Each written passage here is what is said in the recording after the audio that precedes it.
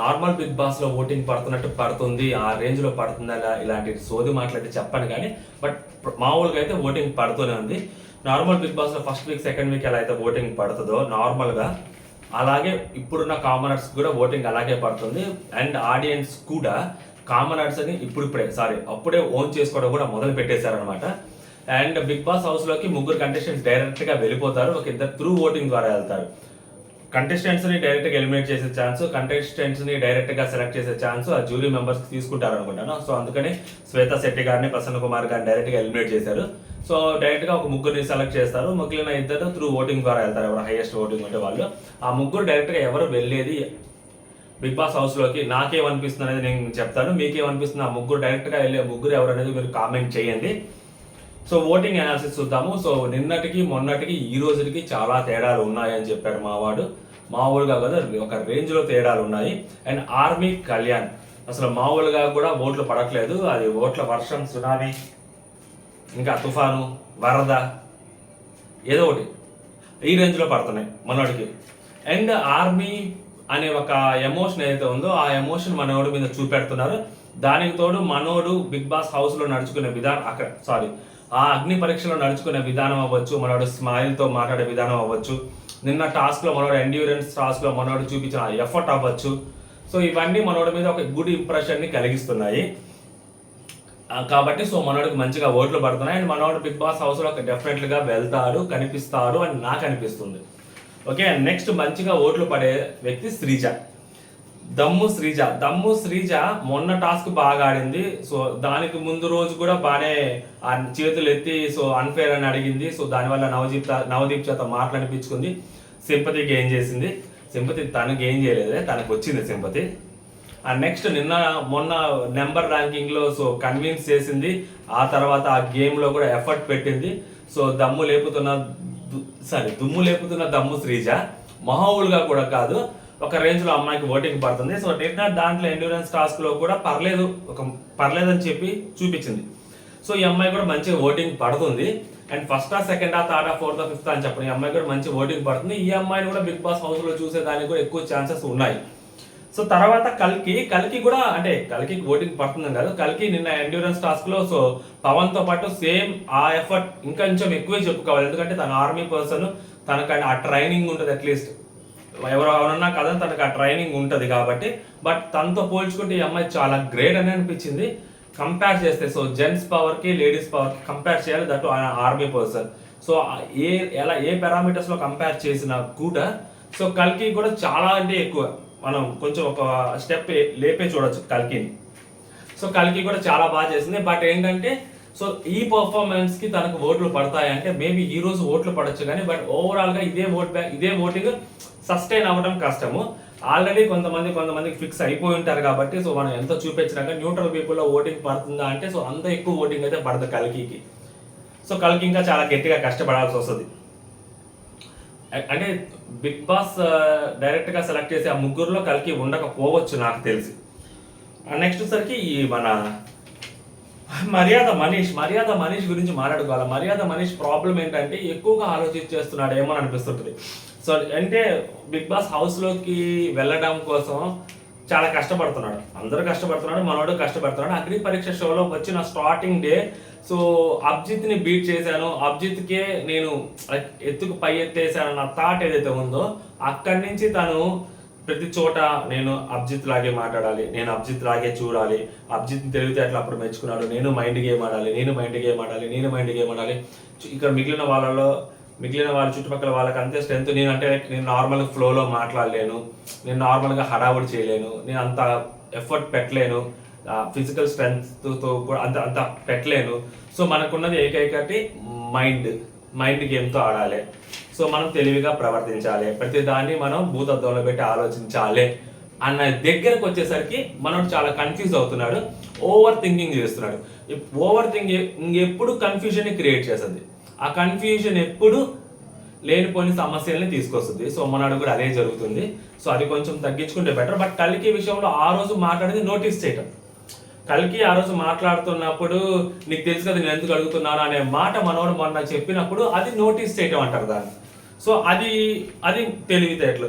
దాని తర్వాత ఎక్కువగా ఆలోచించడం ఏదైతే ఉందో సో అది అనవసరం. దానివల్ల కొత్త కొత్త లేనిపోయిన సమస్యలు తీసుకొచ్చుకుంటారు. దానివల్ల బిగ్ బాస్ హౌస్లోకి వెళ్ళడానికి ఛాన్స్ ఉంటుందా ఉండదా అంటే సో మేకర్స్ దృష్టిలో అదే ఎవరైతే జ్యూరీ సెక్షన్ ఉన్నారో జ్యూరీ సెక్షన్ దృష్టిలో మనడు ఉన్నాడా లేదా అనేది ఇంకొంచెం డౌట్ ఉండే. నెక్స్ట్ మాస్క్ మ్యాన్ కూడా. సో మాస్క్ మ్యాన్ కూడా ఫస్ట్ రోజు ఓటింగ్ పడింది. వచ్చిన రోజు అయితే అరగుండు షేవ్ తోటి మనోడు ఉన్నాడో ఆ రోజు ఓటింగ్ పడింది. దాని తర్వాత ర్యాంకింగ్ ఇచ్చినప్పుడు మనోడికి ఎప్పుడైతే క్లీన్ షేవ్ చేశారో దాని తర్వాత కూడా ఇప్పటికీ మనోడు ఆ రోజు కామనర్స్, ఇన్ఫ్లుయెన్సర్స్, సెలబ్రిటీస్ దాంట్లో సో ఎప్పుడైతే మనోడు పాయింట్ రైజ్ చేశాడో తర్వాత ప్రియా శెట్టి అందుకుందో సో మేబీ మనోడు మాట్లాడేటప్పుడు మంచో చెడో తప్పో ఒప్పో ముందు మాట్లాడేస్తాడు. తన వర్షన్ని మొత్తాన్ని కంప్లీట్గా వినిపించేస్తాడు. ఎక్కడ ఆగడు, ఏది దాచుకోడు, మొత్తం వినిపించేస్తారు. అది తప్పు అవ్వచ్చు, రైట్ అవ్వచ్చు, ఇంకోటి అవ్వచ్చు, ఎదుటి వాళ్ళకి అది వేరేలాగా అర్థం చేసుకోవచ్చు, పోర్ట్రే అవ్వచ్చు, వాట్ ఎవర్ ఇట్ ఈస్ ముందు మాట్లాడేస్తారు, కంప్లీట్గా మాట్లాడేస్తారు. తను చెప్పాలంతా చెప్పేస్తాడు. సో మేబీ ఆ ఒక్క పాయింట్లో మాస్క్ మ్యాన్ ఇప్పటికీ సస్టైన్ అవుతున్నాడు ఓట్ బ్యాంక్ తోటి. ఆ ఒక్క విషయంలో సస్టైన్ అవుతున్నాడు. చెప్పాలనుకున్నది కుల్లా చెప్పేస్తున్నాడు. అదొకటి మాస్క్ మ్యాన్కి ఇప్పటికీ. అండ్ ఆ గుండు చేయించుకోవడం అనేది చెప్పాను కదా, అదొక కొంత మైనస్ అయింది. అరగుండుతో ఉండుంటే ఇంకొంచెం గట్టిగా ఓట్లు పడేవేమో అని అనిపించింది. ఏదో ఒకటి కనిపించాలి కదా కొంచెం డిఫరెంట్గా. మాస్క్ మ్యాన్ అంటే డిఫరెన్స్, ఆ డిఫరెంట్ కనిపించట్లేదు, ఆ డిఫరెన్స్ కనిపించట్లేదు. ఆ డిఫరెన్స్ కనిపించేలాగా ఏదైనా మాస్క్ మ్యాన్ మేబీ ఆ డ్రెస్సెస్లో అవ్వచ్చు, ఇంకోటి అవ్వచ్చు, ఆ యూనిక్ స్టైల్ మెయింటైన్ చేసి ఉంటే బాగుంటుందేమో అని అనిపించింది. మొన్న ఆ యూనిక్ స్టైల్ మెయింటైన్ చేయలేదు. ఆ ఫస్ట్ రోజు మెయింటైన్ చేసిన ఆ యూనిక్ స్టైల్, ఆ మాస్క్ది తర్వాత అది మిస్ అయిపోయింది. అరగుండు ద్వారా వచ్చింది, మళ్ళీ అది కూడా జడ్జెస్ తీసి పడుతుంటారు. తర్వాత నెక్స్ట్ వచ్చేసరికి ఇంకా నార్మల్గా అందరూ ఉన్నారు. షకీబ్ కూడా ఉన్నాడు, షకీబ్ ఉన్నాడు. And next Divya, Nikhita. So వీళ్ళ ఇద్దరు కూడా గట్టిగా వీళ్ళిద్దరికి కూడా ఓట్లు పడుతున్నాయి. సో నార్మల్గా ఎక్కువగా ఓట్లు పడేది పవన్ కళ్యాణ్కి ఓట్లు పడుతుంది, అదే ఆర్మీ కళ్యాణ్కి ఓట్లు పడుతుంది, సో దమ్ము శ్రీజాకి ఓట్లు పడుతుంది, మాస్క్ మ్యాన్కి ఓట్లు పడుతుంది, మర్యాద మనీష్కి గట్టిగా ఓట్లు పడుతున్నాయి, షకీబు, దివ్య, నిఖిత. సో ఈ ఆరుగురులో సో మేబీ 5 టాప్ 5లో ఉండే అవకాశాలు చాలా గట్టిగా కనిపిస్తున్నాయి. సో ఇంకా మిగతా వాళ్ళు, ఎందుకంటే శ్వేత శెట్టి గారు ఎలిమినేట్ అయిపోయారు, ప్రసన్న కుమార్ గారు ఎలిమినేట్ అయిపోయారు, ఇంకొద్ది డెమోన్ పవన్ ఉన్నాడు. సో మన అంతన్నాడు ఇంతన్నాడే గంగరాజు అన్నట్లు మంచి చేసాడే గంగరాజు అన్నట్టు పేరంటే లాయర్ గారు నాగ ప్రశాంత్ గారు. సో ఆయన హడావుడు ఎక్కువైపోయిన తప్పితే అక్కడ ఏం కనపట్లేదు. సో మేబీ వీళ్ళు ఇంకా ట్రై చేయాలేమో కానీ ఇప్పటికైతే నాగ ప్రశాంత్ గారు కనిపించట్లేదు. తర్వాత మన డైమండ్ అనూష రత్నం గారు కనిపించట్లేదు. నెక్స్ట్ దాలియా గారికి అయితే సభకు నమస్కారం. ఏదో అనుకున్నాను కానీ ఏం లేదు, అసలు దాలియా గారిది ఏం లేదు హడావుడి. ఆమె అలాగే సంచాలకంగా ఉండిపోతే బెటర్. సో దాలియా గారిది కూడా ఏం కనపట్లేదు. అంతే వీళ్ళలోనే. సో వీళ్ళ 5గురికి 6గురికి గట్టి పోటీ నడుస్తుంది. ఈ 6గురిలో ఒక 5గురు ఉండొచ్చు. ఈ 6గురిని దాటి మేబీ ఇంకెవరికైనా లోపలికి వెళ్ళి, అంటే ఈ 6గురిని దాటి మిగిలిన ఎవరైతే డౌన్ ద లైన్ ఉన్నారో ఈ డౌన్ ద లైన్ సో ఆ టాప్ 5లోకి వెళ్ళే ఛాన్సెస్ ఎవరికైనా ఉన్నాయి అని వెనక్కి తిరిగి చూసుకుంటే డెమాన్ పవన్ అక్కడ కనిపిస్తున్నాడు. ఎందుకంటే అతను ఫిజికల్లీ స్ట్రాంగ్, సో నార్మల్గా మంచిగా కూడా మాట్లాడుతున్నాడు. సో స్క్రీన్ ప్రెసెన్స్ కూడా బాగుంటుంది అబ్బాయిది.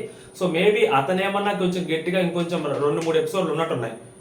12 ఎపిసోడ్స్ అన్నారు కదా, ఇంకా ఎపిసోడ్స్ ఉన్నాయి కూడా 4-5 ఎపిసోడ్లు. ఆ ఎపిసోడ్లో ఏమన్నా తను ఎఫర్ట్ చూపించగలిగితే సో తను కూడా టాప్లోకి రావచ్చు. అంటిల్ అన్లెస్ వీళ్ళ 6గురిలో ఒక 5గురికి ఛాన్స్ గట్టిగా కనిపిస్తుంది. అండ్ ప్రసన్న కుమార్ గారు, శ్వేతా శెట్టి గారు ఎలిమినేట్ అయిపోయారు. చూస్తుంటే వాళ్ళ ఎఫర్ట్స్ ఇక్కడ ఏం కనపట్లేదు నాకైతే. ఆ ఎపిసోడ్లో ఏం కనపట్లేదు, అంటే లోపలికి తీసుకోవాలి అన్నంత ఏం కనపట్లేదు అనమాట. మేబీ ఫస్ట్ రోజు ఉన్నంత ఇప్పుడు ఈ రోజు కనపట్లేదు సీరియస్లీ. మేబీ ఇన్ ఫ్యూచర్ ఏమైనా లాస్ట్ 2-3 ఎపిసోడ్లు ఏమైనా కనిపిస్తుందేమో తెలియదు కానీ ఇప్పుడైతే ఏం కనపట్లేదు. వాళ్ళు ఎలిమినేట్ అయిపోయినా కూడా రేపొద్దున అది అన్ఫేర్, వాళ్ళు తీసుకోలేదు అనే స్టేజ్లో వాళ్ళు ఏమి ఇక్కడ ఆ స్క్రీన్ ప్రెజెన్స్ అయితే కనపట్లేదు నాకు. బేస్డ్ ఆన్ ఎపిసోడ్ మాట్లాడుతున్నా, ఓకే, ఎపిసోడ్లో కనపట్లేదు. సో ఈ 6గురిలోనే 5గురికి ఛాన్స్ ఉంది, లేదా ఆ డెమోన్ పవన్ కూడా యాడ్ చేసుకుంటే సో ఆ 7 మెంబర్స్లో ఒక 5గురికి ఛాన్స్ ఉన్నట్టే కనిపిస్తుంది.